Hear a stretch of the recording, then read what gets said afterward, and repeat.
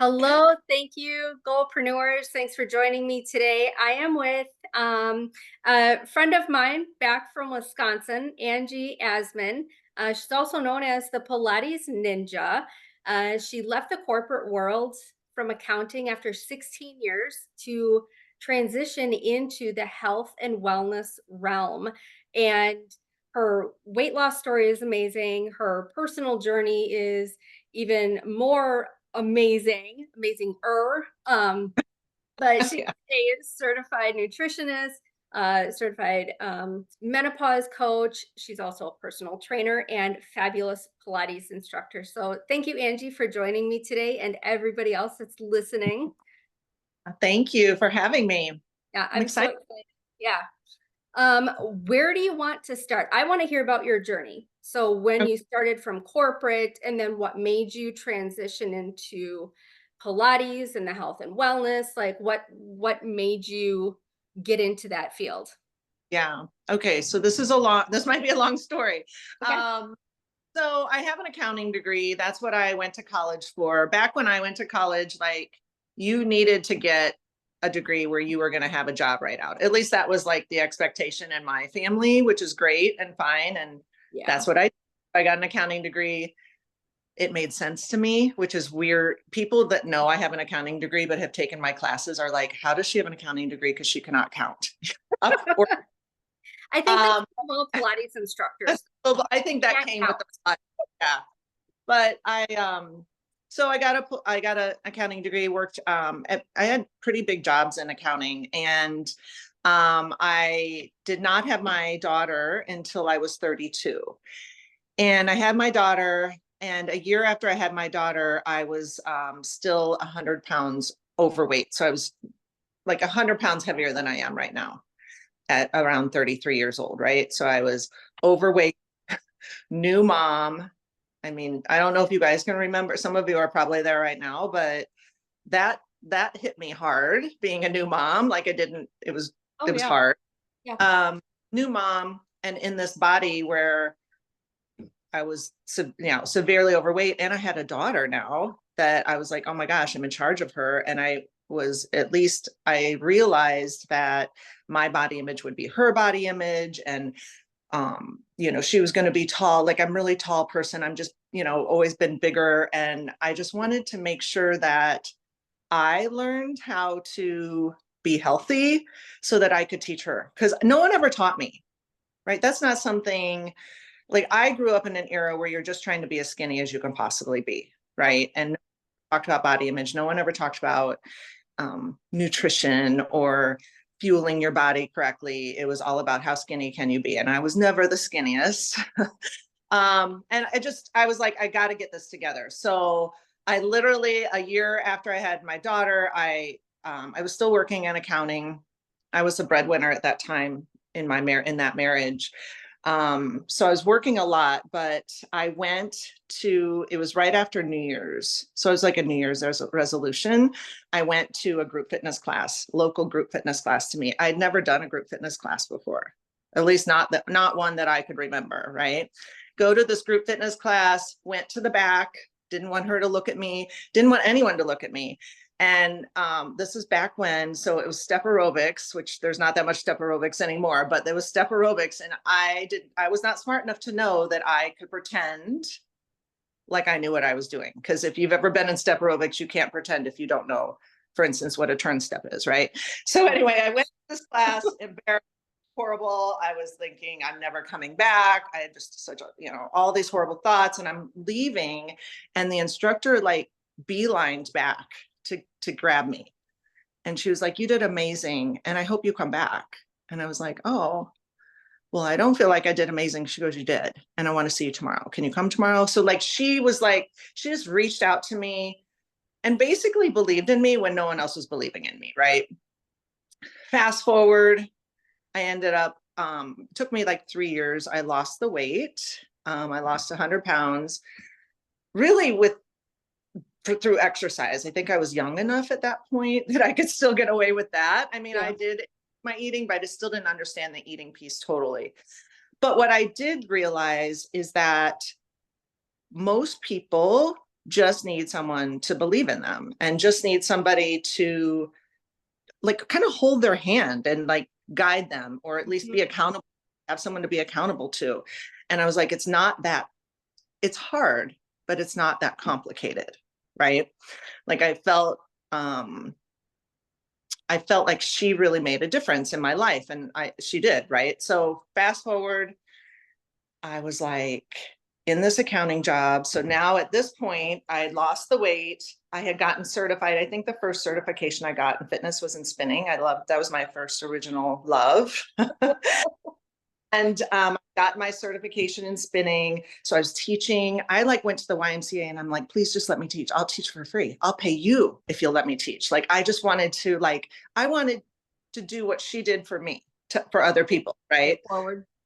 Yeah, pay it forward. So I was teaching early mornings, I was teaching nights, and still doing my accounting job. And I remember my boss at the time, because, you know, obviously when you become passionate about something else and you're not that passionate about what you're doing, at least for me, that shows, Mhm. right? Like if I'm not into what I'm doing, you're going to know. So my boss was talking to me at the time in accounting, kind of like, what's going on with you? And I was like, you know, here's the thing. If I died tomorrow, what's the point?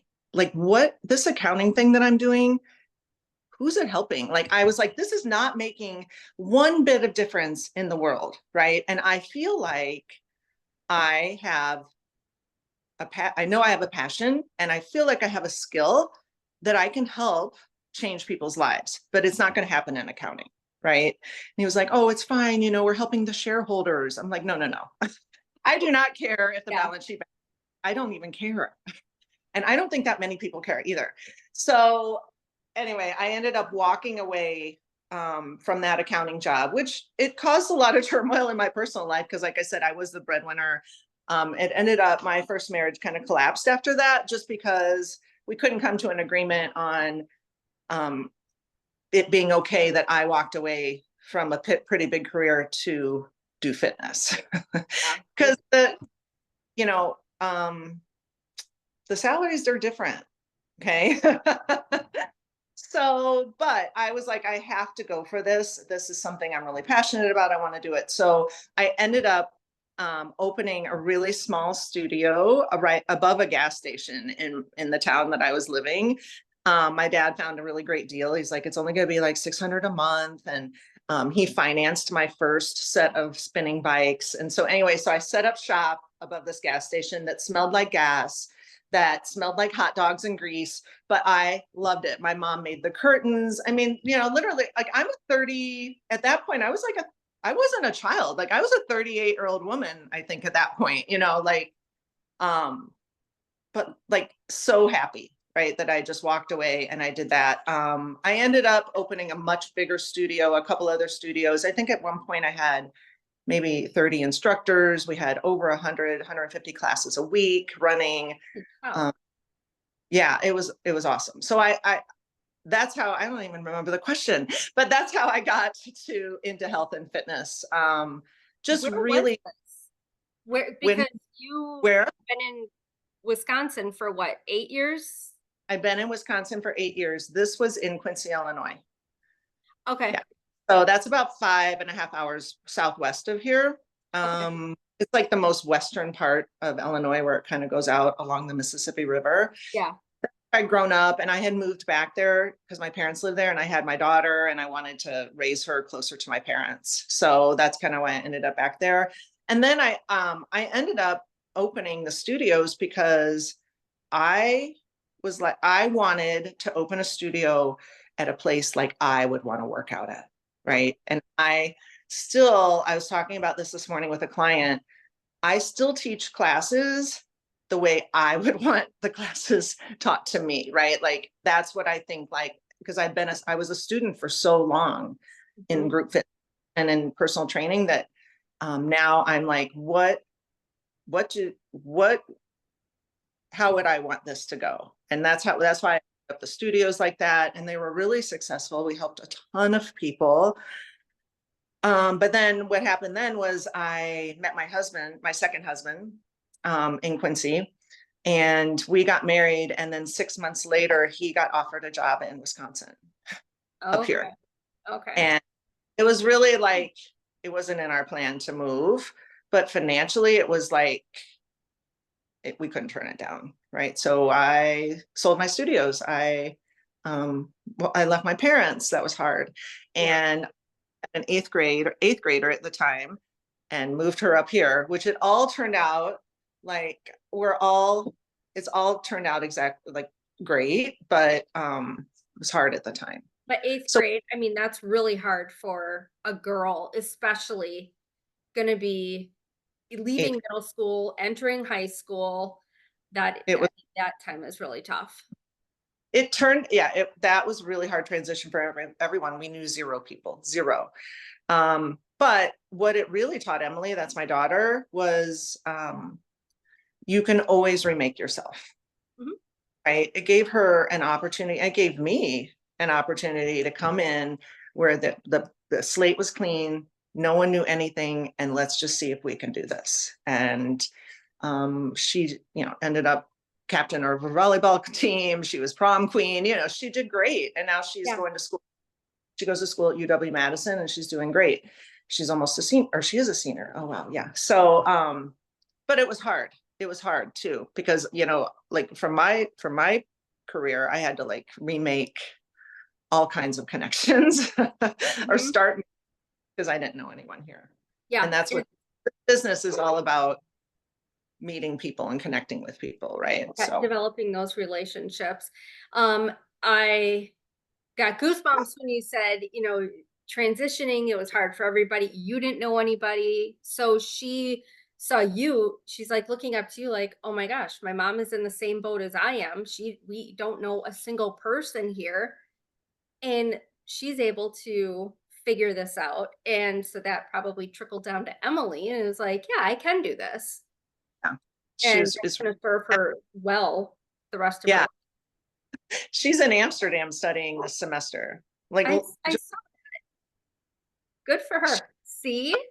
That they served her well. So yeah, so she's doing really well. So it turned out really good. Yeah. Um, but bottom line is I personally like life is too short to be unhappy. I mean, a little bit, sometimes you have to be unhappy, but not all the time. And you should really like, I feel like when you find like that thing that lights your soul on fire that you're good at, like that intersection, like you can't deny that. Like I cannot personally deny that. That is something that I feel like I have to do. I really feel like I'm in the spot that I was meant to be in. Yeah. And in terms of a career, Okay. and Mhm. that was made to do. Yeah. That's how I didn't feel like that in accounting. You always felt like something But something was you feel missing.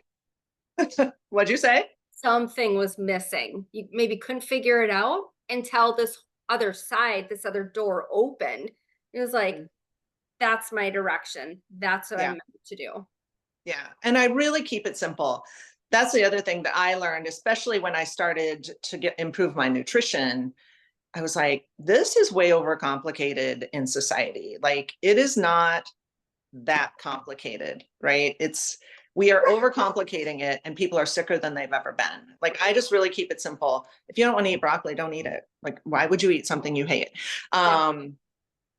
Yeah. So that once I learned that, I'm like, I can help people do this. Like Well, I think the I complication comes in. So, yeah, I do believe that people should be listening to their body and eating what makes them feel good. If you're eating something it doesn't agree with you and you know that, probably shouldn't be eating that. But with being bombarded with keto, carnivore, low carb, Atkins, paleo, all these different diets out there. Oh, I lost 50 pounds eating this way. You should try that. Everybody's body is so unique. We're built differently. So what right. works for one person may or may not work for the other one, but everybody's just, I think, like you said, we're sicker than we've ever been. We're heavier than we've ever been. And I think people are just trying to grab at whatever they can. We need help. People want it. The thing is, people want it like fast. Oh, yeah. And like in my story, I don't know if you caught, it took me like it took me years to Yep. lose the weight. Um, because it's not a linear journey, right? There's the up and down, there's the plateaus for 6 months, and so you you can have, I always say you can have it fast or you can have it forever. Which do you want? And if you want it forever, that's 1 to 2 pounds a month. And really that's what it is, right?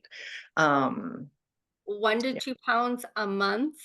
or 1 to 2 pounds a week. Sorry. Yeah. So like, maybe Okay. 4 pounds a month. Yeah. I mean, but it's not a lot. It's not fast. It's not fast. No, no, but one to And two it's, pounds a month, I'm you know, like, oh my gosh, that's gonna take forever. take but and it's not always about the scale too. I mean, that's the other thing. My daughter and I, when I had my studio, and a little bit when we got up here, we tried to do it. We have a project called the Mirror Image Project, which is basically essentially saying your your child, your daughter, let's just say your daughter is a mirror of you, Mhm. right? She's going to have the same. If you are, we pass along our body issues. We pass along our insecurities, and even when we don't realize we do it, we do it. And so we started this project where moms and daughters work together on having healthy body images, accepting their bodies for what they are, enjoying your body, understanding that we all look different. I mean, I probably train 200 people a week now in classes, and no, not one body looks the same. Yeah, They all look different. They're all doing the same workout, but they all look different, right? And they all respond differently to those workouts. And that's how it's supposed to be. yeah. Yeah, just really instilling that healthy body image was really something that was important to me, because I that was another thing, not at fault like my mom or my grandma or anything like that, but we didn't grow up like that.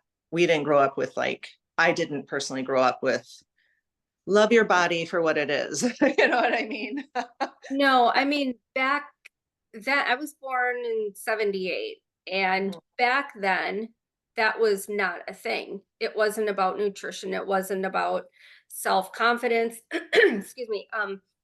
It wasn't about accept your body. It was jazzercise was the big thing to do. Cardio. You Mhm. had the cardio bunnies, and it was all about eating the minimal amount of food and cardio, cardio, cardio. And the nutrition part, I mean, that just really wasn't a thing when, Yeah, at least from what I remember seeing my mom and when I was growing up, it just wasn't a thing. We never talked about it. right. And I think I was born in 71, so I'm about 7 years older than you, but I've been through all the diets. Like I always say, all diets work until they don't, Yeah, right? that's good. So I'm coaching people. It's all about like, is this the way you're eating right now? Is this something you're going to be able to continue forever? Hmm. Right? Forever. And if the answer is no, then let's rework it. Or maybe you do need to get off your sugar addiction, or but um, if I feel like teaching people to eat in their lives is so, so important. And I also do not stress. I always say it's more important to be strong than skinny. Strong, not Yeah. skinny. Taglines when I had my studio in Quincy, just because I don't know. I just fought like so much growing up. We all have so much trauma, body trauma. At least I do. And I really wanted like my daughter's generation to not have that. I feel like it's improved a little, but I also feel like the introduction of social media has not helped the situation for them. Yeah, I was just thinking that I mean, when we were younger, we had magazines and TV. But the introduction of social media and filters, Photoshop, I mean, Hmm. that really can do a number on people, especially girls. And going Hmm. through that teen stage where they're finding themselves and trying to figure out their way, but even for adults too. I mean, we see the what's supposed to be considered perfect. It's Hmm. like, I'm gonna kill myself because Oh, trying to get to look like this when right. we have two totally different body shapes. It's never going to happen. Right. So I Exactly. think how you did it, starting from when Emily was young and then having a good role model and like transitioning with her as she got older and showing her, strong, not skinny. Focus on fueling your body with good foods that are going to help you get the energy and keep helping you work toward your goals. I think that is amazing. And that needs to be more of a priority for families. Yeah. I mean, one of the things we even talk to, so there are things that moms do that they don't even realize are affecting their daughter's body image. And I didn't realize this. This is something I learned because we had like a psychologist come in and talk at one of our meetings one time. And she said, do you ever try on an outfit? Like, this is when my daughter's 8, right? Do you ever try on an outfit and ask her how you look in it? And I'm like, yeah. And she's like, don't do that. Oh, Right. Because um, you're asking her, like, what if you don't look good in it? Is she going to say that to you? Like, how does that make, right? So she's like, don't even, never ask your daughter what she thinks about your body or how something looks on your body. And I was no, like, that never happened to me. no. I know I did that, but just small things that you don't even realize, or, oh, I'm not eating that tonight, I'm on a diet, right? Don't say things like that. Or don't drive through the drive-through. I always used to tell people, don't drive through the drive-through for your kids and then go home and eat a salad. Like, you're doing that. That is wrong, right? Like, go home, you know, find something that you can all eat together that's nutritious, and that's how it should be. Yeah. I'm, yeah, I'm kind of black and white when it comes to that. Like, just don't do it. Sometimes that's easier said than done. Yes. But baby steps, I think progress over perfection and just every day be better than you were the day before. Just Yeah. one small change every single day. So Mm. so my daughter is in her last year of college as well. And I remember when The Biggest Loser was on NBC. We watched it from the very first season, and I'm trying to think when that was. I think she was in kindergarten, like 4K kindergarten. Yeah. It was so long ago. But I'm like, that was our weekly show. Now, whether I'm gonna get crap for that, I don't know, nor do I care. But I'm Oh, like, look, this is what unhealthy lifestyles will lead yeah. to over time. And it Right. starts when they're kids. Mhm. And so each week we would watch this and that got in her mind, ooh, eating better. I have not seen her touch fast food in I can't even tell you how many years. And Yeah. she's 23 now, so it must have been at least 10 years ago was maybe I think the last time I saw her touch fast food. But with the fitness making that a priority. But it's really good for kids and having It, growing up with that. So well, completely different from how we grew yeah, up. right. It's our job. I feel like it's our job. Like, if I'm going to have a child, right, I have a lot of jobs to raise that child, but one of them is to teach them how to be healthy. I mean, your health is your greatest asset, period. Yeah. There, I don't even want to, I could argue that all day with people. Like, that is the most important thing. And I feel like that's more important than teaching them about, how to use a bank account, for instance, right? Like, teach them how to eat, and not in a way for them to be skinny or to get a six-pack abs, but in a way like this fuels your body. Yep. um I can't, every time something was wrong with her, I'm like, are you drinking enough water? She always makes fun of me like that. She's like, oh, you're just going to tell me to drink water. I'm like, well, it helps. But that's, I don't know, I took that really seriously, and I wanted to change that for my daughter, something that I didn't have. Yeah. I love that. I love that. Doesn't do fast food either. In fact, we drove past, my husband and I drove past a fast food place the other day. I'm like, I don't even understand how that works. Like, there's more than one line now. If I had to go through it, I would not know how to do it. That's the truth. It's insane. It is Yeah. crazy. Yeah. I mean, I understand that we live a fast-paced lifestyle, but I also think a little bit of planning can help, mitigate any poor choices that might need to be made True. down the road. True. I do think there are some, depending on the area, I do feel like there are some healthier options if you're in a pinch.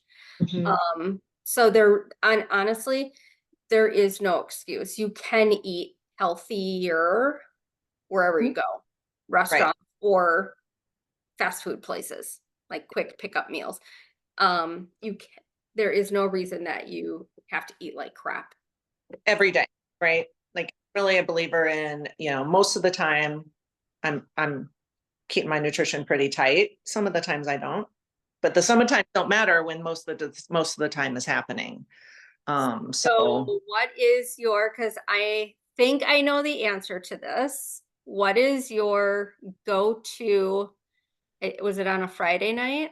Saturday night? that's like my week. I have a few weaknesses, and one of them is I say charcuterie, but it's really the cheese. That's Let's it. just not. I don't care about the meat. I mean, I'll eat meat, but it's like a cheese board. I love a cheese board with a good. There's the dog barking. I love a good cheese board. That's the best thing about Wisconsin, by the way. And a good glass of wine. Red or white? So if I'm eating cheese, I would like red. But since I was in perimenopause, going through menopause, wine is really screwing with me lately. So it takes a lot for me to even drink it now because I think I'm having like a histamine reaction to it or something. There's something going on. Like I feel weird when I drink wine now, but Oh, okay. I still will have a glass of wine with some cheese on a Friday night. Like that's my favorite. I mean, I I wish, saw the picture. That board looked good. yeah, I don't cook, but I can make a mean cheese board. So speaking of foods and menopause, what do you tell your clients? So majority of the clients that you train or work with, are they in that perimenopause, menopause age, or are they on the younger side or on the other side of menopause, or is it kind of a mix? It's kind of a mix. I would say like the majority are probably like 35 to 55. Like that's probably like the majority. But like this morning on the reformer, I trained a 26-year-old and a 30-year-old. Those were my two clients this morning on my class that I taught. One of the women is 75. So it's really like a broad range. Yeah. Um, I got menopause certified. I think this is how I run my life now that I talk about it, but I got menopause certified because I went through it and I was like, I had no idea what was going on. Like when I went through perimenopause, I went to doctors. You go to doctors, but every doctor just tries to address a specific symptom. Like my shoulder hurts, or I'm bloated all the time, or I'm exhausted, or for me, my mouth was burning. My mouth burned for 5 years straight. Like, isn't that weird? Just weird things like that were happening to me. And I would go to these doctors, and sometimes I felt like I was being gaslit, like I was being told that I was crazy, or, oh, that's just oh, you're just at that age. And I'm like, what does that mean? So I went through all of that. And then I finally am getting on the other side of it. I'm like, somebody needs to help women. Like, this is crazy what goes on during perimenopause and menopause.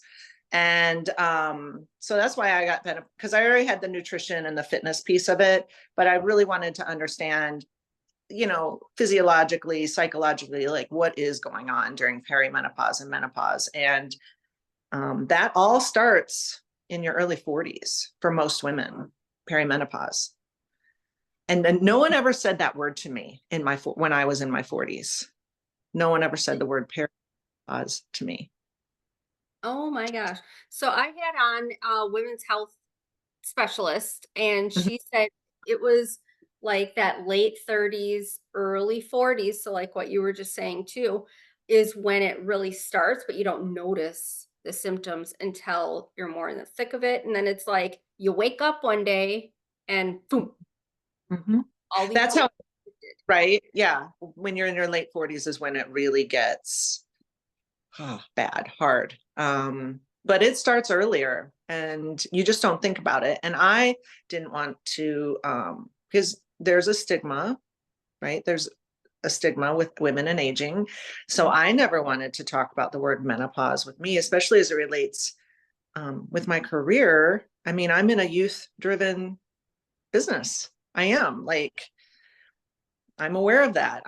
I'm very aware of that, and it's stressful. And I didn't ever want to talk to people about menopause or perimenopause or tell anyone how old I was, because I thought like it would keep, clients would be like, why would I want to train with her? She's old. Like the girl this morning, I was twice her age.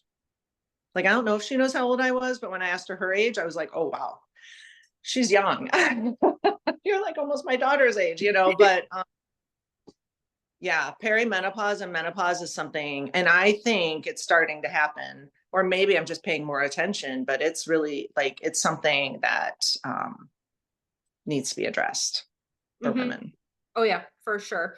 When you were talking about symptoms, what was like one of the major symptoms outside of the burning mouth? I've never heard of that, by the way. I didn't hear that either until my menopause certification.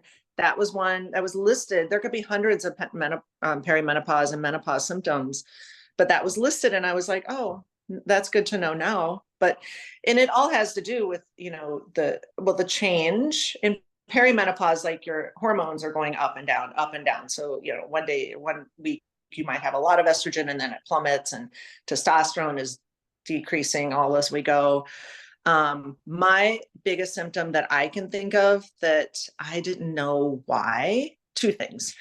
First thing was I was exhausted. Like I was every day at 1 o'clock, like I would book it into my schedule. This is when I had my studio. I would book myself out from 1 o'clock to 2 o'clock every day because I had to go home and take a nap. And it wasn't, and it, well, I wasn't sleeping well. So that's a symptom of not sleeping well, which is a symptom of perimenopause. Now I know all of this, but I was like, something's wrong with me. I thought I was maybe depressed. Like, am I not eating right? Am I missing vitamins? I got all the blood work done. I did all that stuff, but no one ever said to me, like, oh, it's a symptom of perimenopause. Like, fatigue is one of the biggest symptoms. That, and then the weight gain. Yeah, Yes. Why I the gained. midsection? It's like you wake up and you have this fluff around the midsection. Can't Yeah. be distributed evenly. That would be too nice. So it just gets plopped right on the midsection.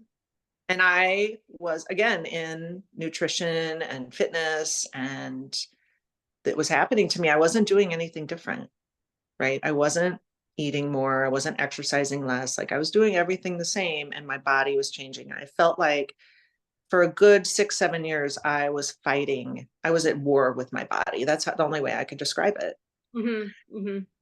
Have anywhere to turn, you know? So that's why I decided to get menopause certified, so that I could, just learn more about it and then actually have that other tool in my belt to help women. Because I tend to probably, I have a lot of clients that are my age just because we have, they can relate to me or whatnot. Yeah. So So it do you definitely, have a class or do you do workshops on menopause, perimenopause?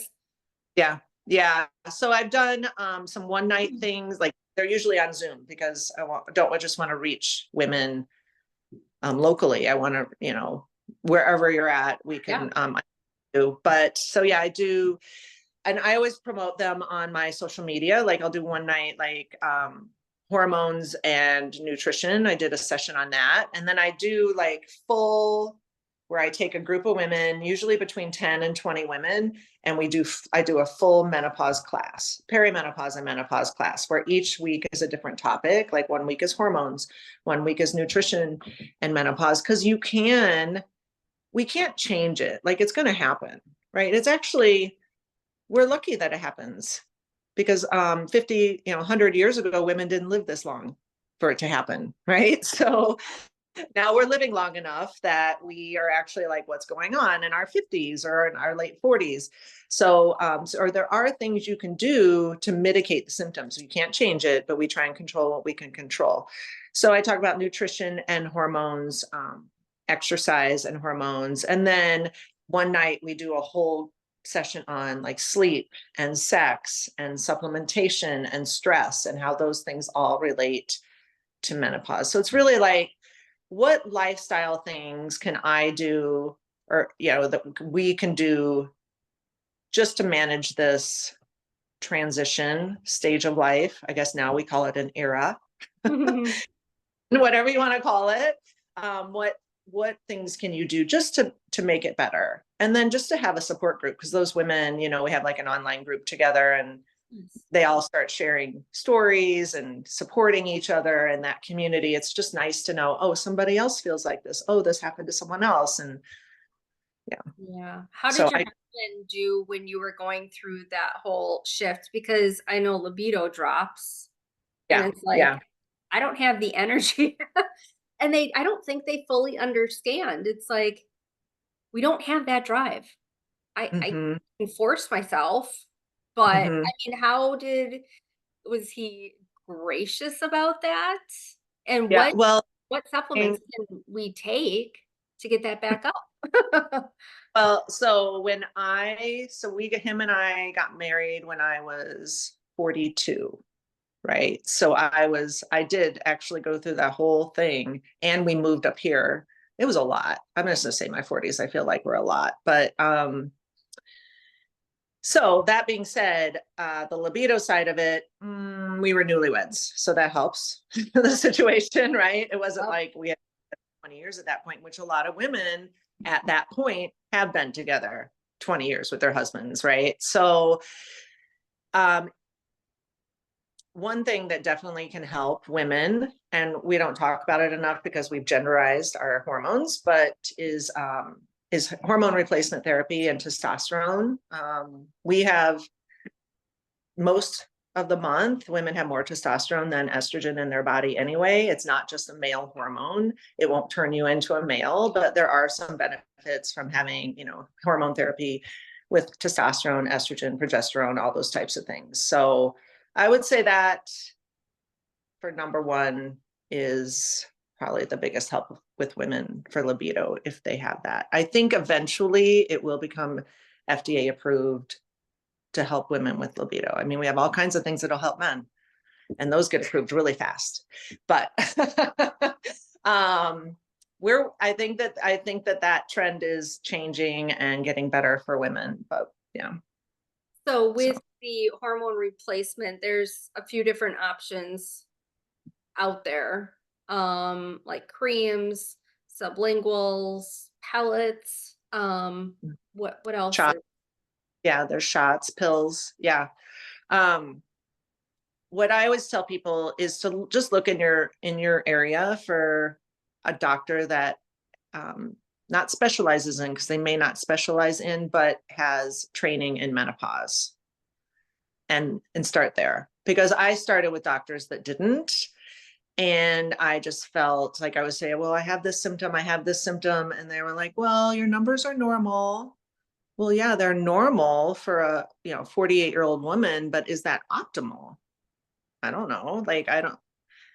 Yeah, so it took me a while to find a doctor that um like it should. understood that there was a difference? Oh yeah. Yeah. Hmm. And because I had like heavy bleeding, I had some fibroids and things like that in my 40s as well, which all were also related to my perimenopause, which I didn't know. But my gynecologist at the time, he recommended 3 times. I finally stopped seeing him, but he recommended 3 times that I get a hysterectomy. And it was really just kind of almost an elective hysterectomy, right? It wasn't like I needed it. It was, he said that would make it better because I wouldn't have a period anymore. I wouldn't have to use birth control anymore, which, yeah, on the surface, that sounds great. But what he never said to me was what would happen to me if I got a hysterectomy, an elective hysterectomy at 47. What would happen to my hormones? And I would be thrown into menopause at that point. Like, he never talked to me about that. And I'm so thankful I didn't do it. One of the reasons, one time we were trying to find a new method of birth control, my husband and I, and he was like, well, you could have a hysterectomy. And that was when I was like, I don't think this is the right doctor for me. Like, I don't think I should have to go through that, like remove organs for birth control. Right. So what I recommend to women is, and you have to advocate for yourself. Um, it might take a while, like ask your girlfriends, like start talking about it with your girlfriends, because they might know, and maybe they're not posting it on social media. Hey, I got hormone replacement therapy today, or, they're not talking about that, but they might, if you ask them privately, they might like share what they're doing or what they found or what they've heard, and just start with that route, I would say, Yeah, because there can help. I Um, guarantee. doctor knows What's that? what, not every doctor knows what to do when it comes to perimenopause and menopause. Like it's just not taught in medical school. Oh, right, right. A lot, I don't think a lot is taught in medical school. Um, it wasn't until I think 2007, I was finishing up my bachelor's for holistic nutrition. And that's when I learned that there's different levels of like numbers. So you have your optimal level, you have the recommended level or normal, and then you have maintenance, and then blood work. I believe it was blood work. My doctor told me blood work is like whatever numbers those are showing, it's even worse than that. Mhm. And whatever bottles for the daily allowance, you need to be taking more than that to even start to make a difference. And most people have no clue because they're just so tuned in to what their doctors are telling them. They don't do any other research or investigating. I know. Even my primary doctor, I still see her. Um, I don't know why, but every year I just go for a checkup. I saw her on Tuesday. That's why it's fresh in my mind. But she still is so she's anti hormone replacement therapy. She's also 32. So I'm in my head, I'm thinking, I'll see you in 20 years. And you tell me after you go through it, then you tell me, because she's like, well, everyone feels good on testosterone. Of course you're going to feel good. I'm like, well, why can't I feel good? Like, what's wrong with that? Yeah, yeah. you know, I think I have looking, work done. I make sure I'm in safe levels. Like, yeah, I think looking back with clients, it's you develop that relationship, that know, like, and trust factor. And like for me, if I know somebody has already gone through it and they came out on the other side more knowledgeable, they were able to help themselves and become healthier, I am much more likely to trust that person than anybody else, like a younger person that might be a specialist.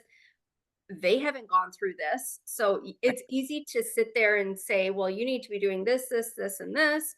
Don't eat that. You have to eat this. Don't take those supplements. If you haven't gone through it, you have no idea. right. And And it is that you do, everyone can, it's kind of like pregnancy, right? Like everyone can tell you what's going to happen, but until you've gone through it, you don't know.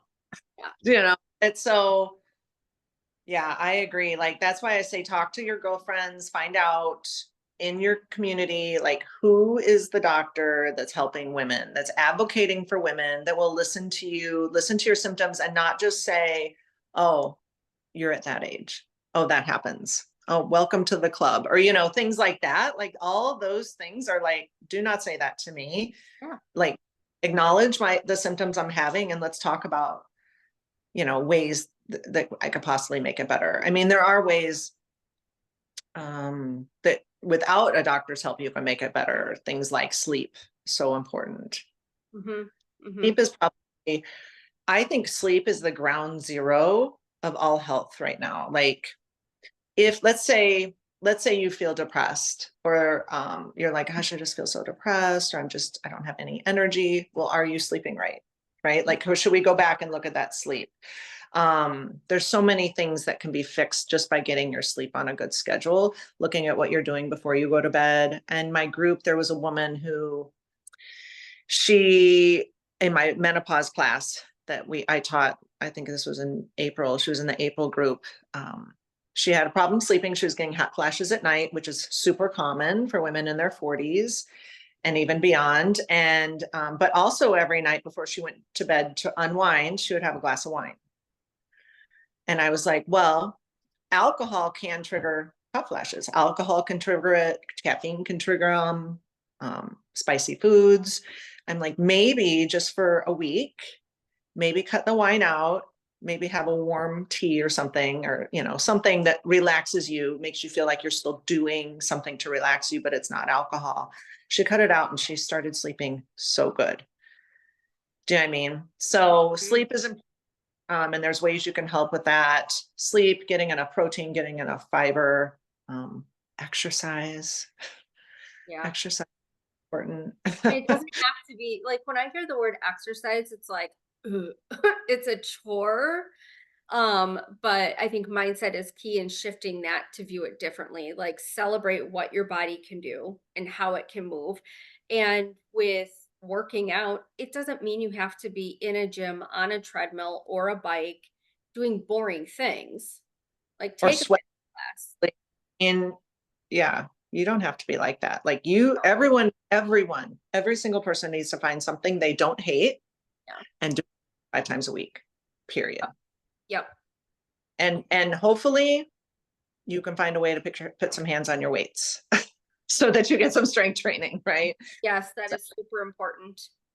really important, especially for women, perimenopause and beyond. Yeah. Oh, Yeah. yeah. So if you weren't teaching Pilates, what would you be doing? You mean for exercise? Yeah. Or yeah. So when I teach like in-person class, like an in-person group class, I don't do it with the class. I did when I started teaching, but I just got to the point that's exhausting and it's really not helping them. It's not helping me. So I don't do the class with them. I do the class with my online classes. So I do teach online classes 3 times a week. And obviously when you're online, you have to be, I can't just talk you through it. We have to like demonstrate it. So I do that. So that does count as exercise, I would say for me. So I do that. I have a stationary rower. Is that what you call it? Indoor rower. I don't row on the lake, but I have a rower and I row for the past 4 years. I've rowed 5 or 6 thousand meters.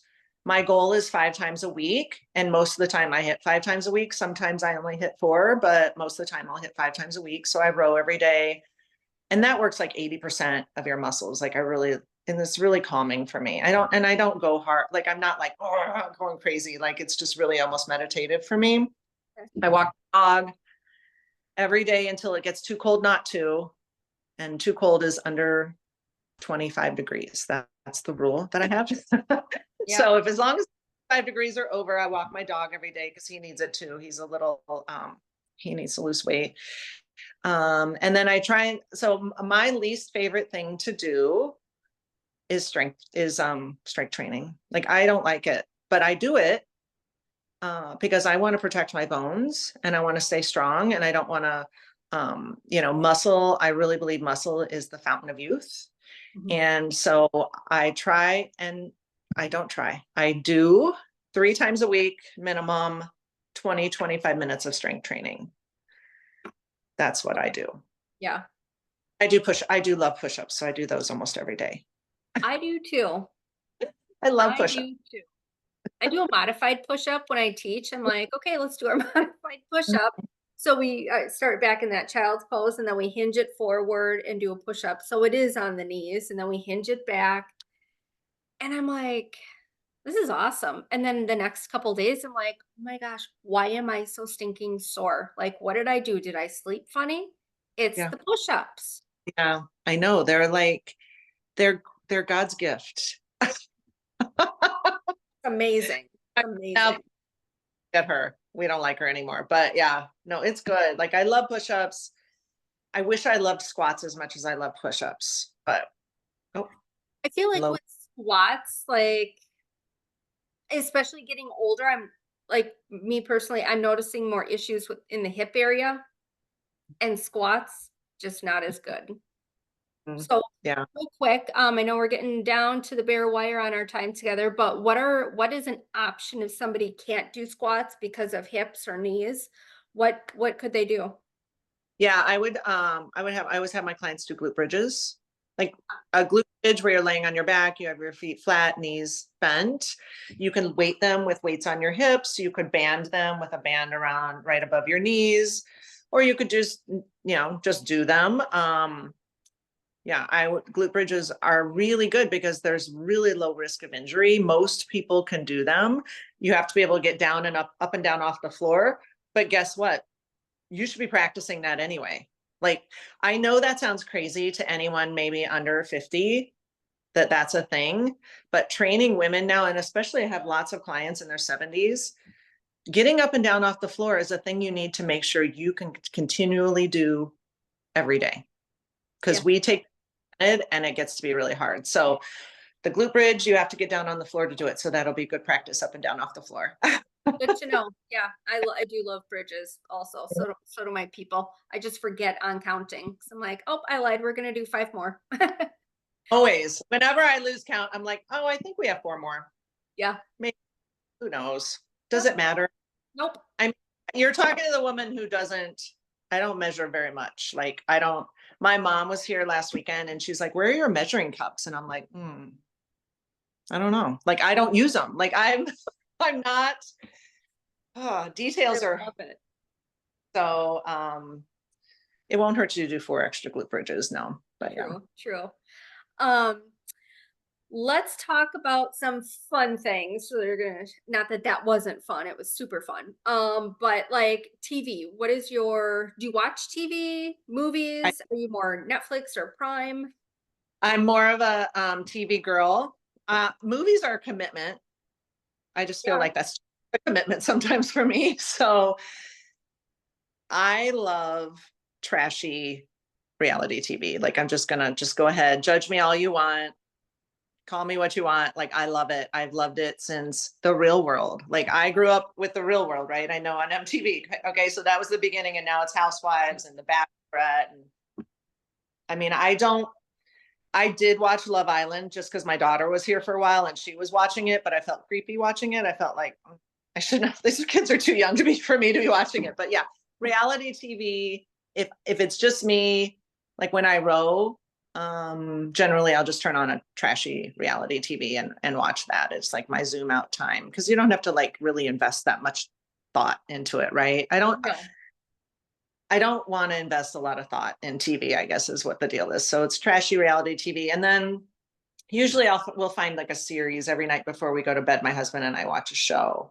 So right now, I mean, we watched all of them, but right now we're watching, I think it's called The Resident on Netflix. So yeah. Oh, I do The like meta TV shows that you can binge. I do like Netflix. I have Mhm. not heard about that one, so I'll have to check it. Yeah. These we like ones with lots of seasons because then you don't have to make a decision every night on what you're going to watch. You're just going to Yeah, one we have rewatched. I don't usually rewatch things, but we've rewatched Ted Lasso 4 times. I don't know if you've seen Ted Lasso. I have not. I think Jeff has watched Ted Lasso. I know I've heard of it. I That is just such a feel good show. It's on Apple TV. We've rewatched Okay. it 3 or 4 times, I think now. So yeah. Do you want to admit that? I know it's weird. I normally would not rewatch stuff, but I rewatched that. Okay. Have you seen it's with Kristen Bell and the rabbi? It's Nobody Wants Us. I haven't watched that yet. That is one I want to binge on my own. That's not one I can talk my husband into watching. So You might be able to entice them. you think you think I can? Yeah. Maybe. Okay. Yeah. We'll have to see. I mean, It's he's like, spending quality time together. Put it yeah. that way. I mean, he likes The Walking Dead, and I feel like my soul gets ripped out of my body when I'm watching that. I can't watch it. I feel Yeah. horrible. I do remember that Tate, my oldest, and Jeff would watch The Walking Dead, and I'm like, I feel like every episode, it's the same exact thing. Nothing It's changes. horrible. Yeah, I just can't do it. But yeah, No. no. What about movies? What was the last movie you watched Oh, or I went don't even. to? So I do rewatch movies that I like. So like my favorite movie is Wizard of Oz. Like that's That's my favorite. Yeah. I always loved it. And once I finally realized that like all it was the wizard telling people that they could do things that they already could do, but they didn't believe they could do. Once I realized like that was the whole thing, I was like, oh my God, like I love it so much. And the last song in most of my Pilates classes is Somewhere Over the Rainbow. okay. So that, and then my other favorite movie is Goodfellas. Speaking of ripping your Oh soul my out of your, gosh. I know, but Totally I don't opposite. random, right? So black or white, that's how I am. But sometimes there'll be Sundays, my husband and I, we would make we'll make homemade lasagna and have a bottle of wine and watch Goodfellas. Like just that's a thing that we would do. So it was Yeah. fun. Is that with Ray Liotta? Yeah. Okay. Yeah, It's I old. do. I mean, I think it's like 25 years old. Seriously? But last time I went to a movie theater, I'm sure it was before COVID. I haven't been to a movie theater. Oh my gosh. If I go to the movie theater, I am there just for the popcorn. That's really what's happening. That was going to be my next question. Seriously. Okay, movie theater popcorn or popcorn at home, and kernels or microwave? Um, well, I would pick movie theater popcorn first of all, just because all the butter. Oh yeah. I guess I could do that at home too, but at home, my husband makes it in like I guess it's a pop like a thing on the stove. I don't even know how he does it, Stir but crazy where you got to rotate the handle. yeah, yeah, Yeah. yeah, and that's delicious. But I don't know how to do it. He does it, and we don't have any other microwave popcorn, so yeah, And microwave popcorn, that's like a whole other topic. With I don't That's just bad. have any. Yeah, yeah, I feel like I'm a really purpose like I'm driven by purpose, I guess. So I'm gonna have popcorn. It's gonna be at the like I'm gonna be at the movies. You know what I mean? I'm gonna have nachos. I'm at the ball game, right? I'm gonna have Honestly, it tastes way better. totally. Even Like the though hot dogs or the nachos at a Mhm. game or stadium taste way better than if you were to get it anywhere else. I don't know why. It's true, and they're also so expensive, but I don't even care. Yeah. That's true. It's an Mhm. experience. So go Mhm. all in. Yeah. So, all right, Angie, how can people find you if they want to check out your Pilates class or talk to you about menopause, nutrition? So on Instagram, my Instagram is at the Pilates Ninja. It's with the THE Pilates Ninja. On Facebook, it's just my name, Angie Asmann, Asmann. So you guys can find me there. And I'm happy, if you listen to this podcast, if you want to get a free, a complimentary Pilates class, an online one, I can send it to you guys. So you That is just need to message me on Instagram or message me on Facebook, and I can just shoot you over a link and you can do a class. See if you like it. that is awesome. Thank you. And I did forget to ask self-care. Mhm. So we don't have to spend too much time on it, but like what is like a day in the life of Angie? What do you do from when you get up to when you get into that bed? Yeah, I'm really good at routines. I am really good at routines. So my days do look a lot alike. Normally, I'll get up. I usually do have like a client or a class at 6 a.m. most mornings during the week. So I'll get up. I always wash my face. I always put on sunscreen, even if it's not sunny, even if I don't think I'm going to be outside. I always put it on. I'm a psycho about that. Um, I drink the mushroom matcha, the rise mushroom matcha. So I make myself a mushroom matcha, take my supplements, my vitamins, and then I'll train my client. I usually have either a 9 o'clock client or a 9 o'clock class. And then at 10 a.m. every day is when I work. That's my workout time. So I don't screw with that. I do not, I'm very protective of that if I can be. So from usually 10 to 11 is when I'll work out. Then I'll walk my dog. Um, Today I washed my hair. That's not normal. But, I hear and you. then yeah, I might call it my relaxing time where I'll eat, some lunch and watch something trashy for like 45 minutes and then do some work on the computer or whatnot, whatever emails I need to follow up on. And then I usually have a class I teach later afternoon. Then I eat bed and I go to bed I try and be in bed by 8:30, watch a show, lights out by 9:15. Yeah, that's awesome. Yeah. That's awesome. I just feel better when I'm doing the right things for my body. And I don't have time or energy to not feel good anymore. Like that's where I'm at, right? Like I would love to have a glass of wine every night, but I know it hurt. I've seen what it does to my sleep. So I don't do it. I would love to stay up till 11 p.m., but I'm not going to be good the next day. So I've really just got myself into that routine where I feel good, and that just helps me be better at everything else I have to do in life. So, Yeah, yeah. This time was amazing with you. This was yeah, absolutely thank you. amazing, and Thank you I for was having so me. grateful. Yeah. If you have any questions, just always, if you think of something, let me know. All right. Well, All thanks, Angie. right. Thanks Yeah. for joining us today, and I'll put out all of your contact info into the show notes, and then yeah, I know you've helped me with some of the questions I had, little curiosities. Um, and I know that anybody that's listening to this, so many valuable nuggets in Mhm. this episode. So thank you so much. Yeah, you're welcome. Thank you for